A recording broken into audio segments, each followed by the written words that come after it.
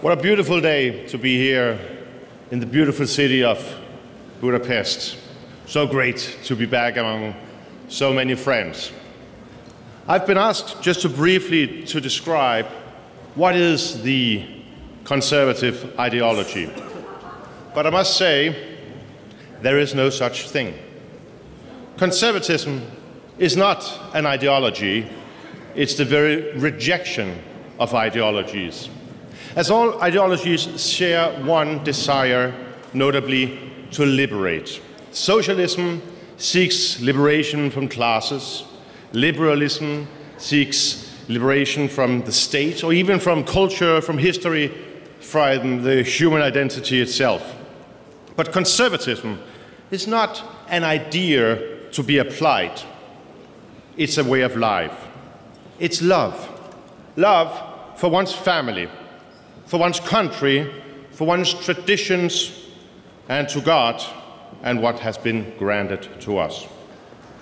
We do not live with a dream of paradise on earth. We are content to live in peace and safety with the people we love, in the countries we love. Not to revolutionize, but to preserve. Not to radically reshape, but to cherish what we have inherited and gradually improve it from the generation to the future. Indeed, I believe most people are conservatives. Most people want to live in peace with their families.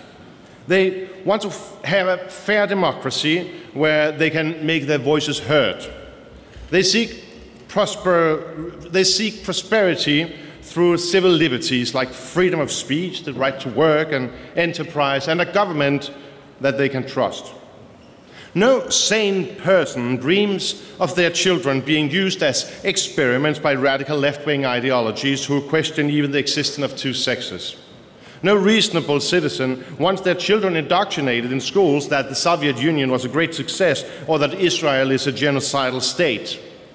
And no common sense citizen wants to see their once peaceful community transformed into a ghetto dominated by Islamism and fundamentalism. But now, as we live, a new Iron Curtain has descended across Europe, dividing it into the West of decline and the Central Europe springing and bringing hope. When I was born in Denmark in 1980, we saw no Muslim headscarves in the streets. There were no halal shops, no mosques. There were no calls to prayer from the minarets. No violent gangs harassing Jewish citizens or intimidating girls in public spaces. The classroom occasionally might be noisy, but there was respect for the teacher, for the adults.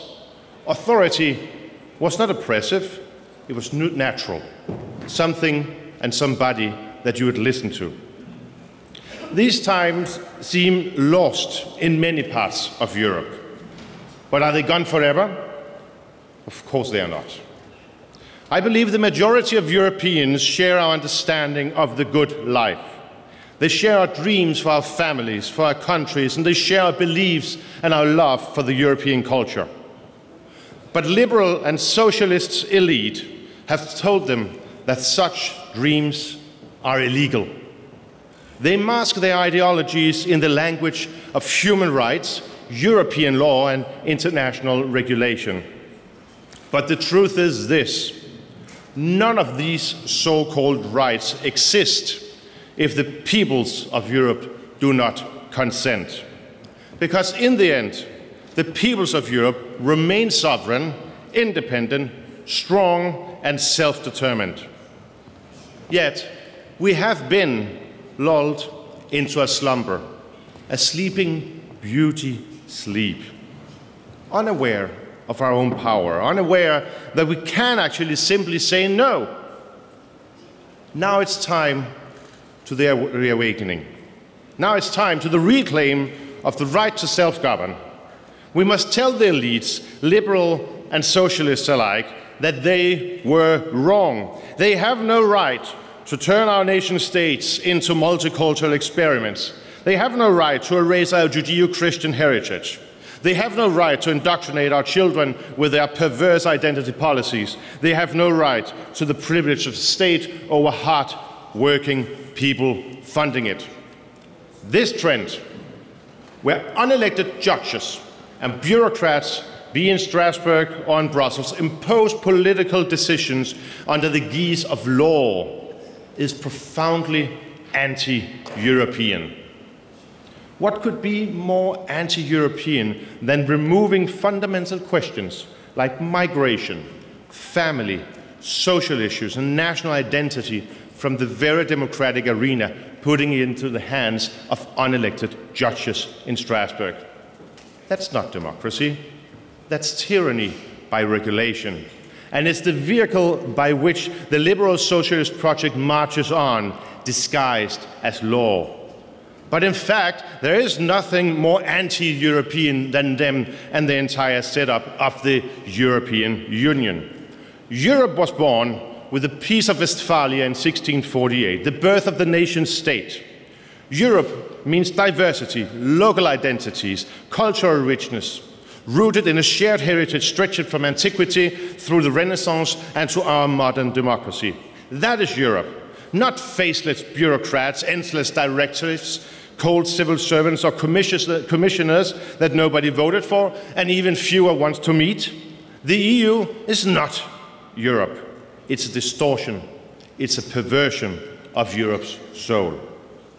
It's a perversion of our values, of our way of life, of the beauty that once bound us together in harmony. A beauty that's been replaced with an ideology of mass migration, reckless expansion of the welfare state, and the slow death of our democracies. That is what we are up against. Those are the ideologies. Conservatism is the cure. Because the peoples of Europe are waking up. They are beginning to realize the lie that they have been told. They are beginning to see how their essential freedoms have been stolen. And now is the time to take them back.